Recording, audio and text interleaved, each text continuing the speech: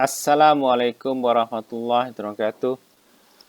Uh, Terima kasih kepada kawan-kawan yang telah mengikuti sesi a free briefing session for ISO 9001-2015 Implementation and Certification Program, yang mana kita telah melalui sesi 1, 2, 3, 4 dan 5.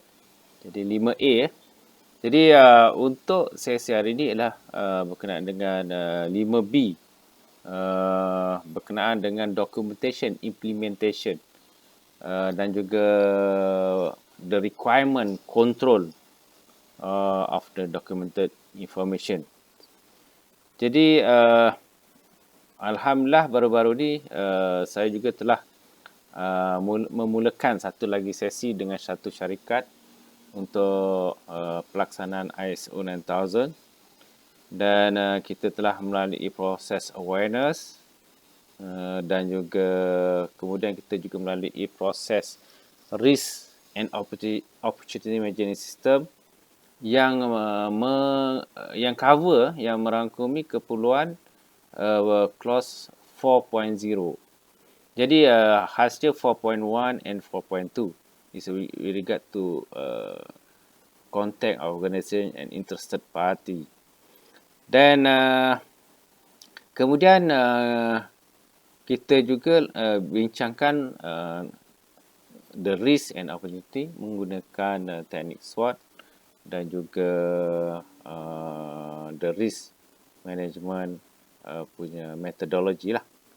Dan untuk pasal yang ini, kita akan bincangkan berkenaan dengan documentation requirement, yang mana seperti yang kita maklum, some of the form adalah penting, dan of course the trail of the form ataupun form-form yang kena ada bersama the mandatory form tu kena ada di belakangnya. Jadi kita bukan kata form tu saja wajib, perlu ada. Tapi borang-borang yang menyokong the mandatory form yang kita bincangkan dalam sesi 4 dalam sesi 5A. Jadi dalam 5B perkara 47 is about training need analysis. Jadi untuk kita menyediakan training need and competency punya record, kita perlu ada training need analysis punya prosedur ataupun sistem. Macam mana kita menyediakan program ataupun training activity untuk menyokong the competency. Bukan sahaja untuk operation, tapi juga untuk keperluan lain seperti competency on ISO dan segalanya. Jadi training need analysis ini basically kita akan dapat daripada keperluan syarikat berdasarkan pada customer complaint, NCR, marketing, respon ataupun direction of organisation. Itu di situ yang pentingnya clause 5, leadership. Apakah arah syarikat sekarang?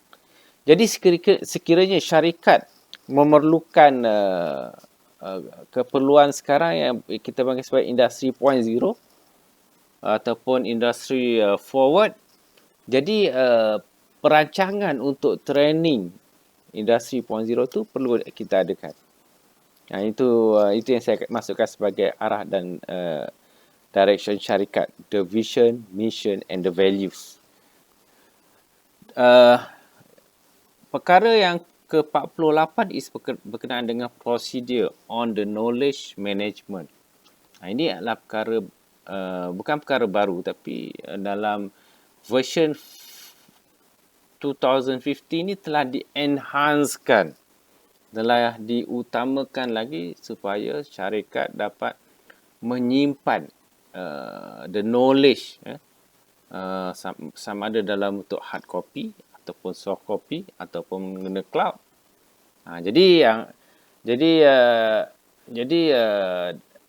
that requirement datang daripada apa yang kita lalui, sama ada dalam proses operation, how you do improvement, how you control supplier punya information, product and service information, semua tu biasanya akan identify ataupun dikontrol oleh department, ya. Tapi dari segi item, kita perlu ada kita punya master list di mana kedudukan all those information. Perkara yang ke-49 is about external provider procedure, ataupun dulu kita panggil procurement ataupun purchasing procedure. Jadi di sini berkait juga dengan perkara 50, di mana dalam prosedur ni dia ada perubahan dari segi terminologi. Kalau dulu kita panggil supplier ataupun vendor, tapi sekarang kita panggil external provider. Produk, dulu kita panggil produk, tapi sekarang kita dah panggil product and services. Jadi sekiranya kita tak buat perubahan di situ, jadi seolah-olah kita tak aware berkenaan perubahan tu. Dan perubahan tu to the extent sangat penting. Jadi to certain extent sangat penting. Jadi itu kita kena kenal pastilah. Pastikan prosedur dan juga the terminologi berubah. Dan perkara 51 is about external provider master list ataupun approved list.